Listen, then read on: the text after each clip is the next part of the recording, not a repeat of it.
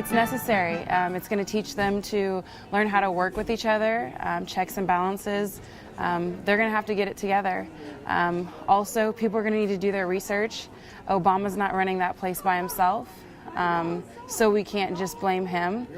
With the government shutdown, people don't exactly know what it is. Honestly, I wish I knew more information about it. I don't really follow it. Doesn't really affect me at all. Don't watch the news at all. So far, the only way it's affected me is I can't do my research for my homework assignments, which, I mean, it's not good, but... Personally, I'm indifferent. I mean, I do feel bad for those that are affected by it, but I'm not really that political in the first place, so.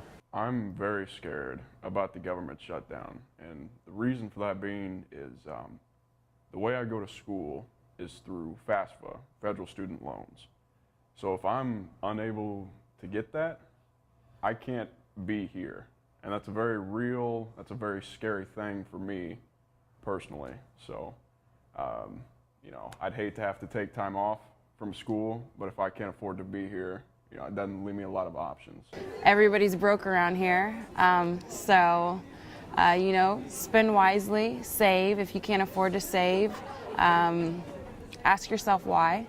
Honestly, I feel like the government shutdown is a real disappointment to the nation right about now.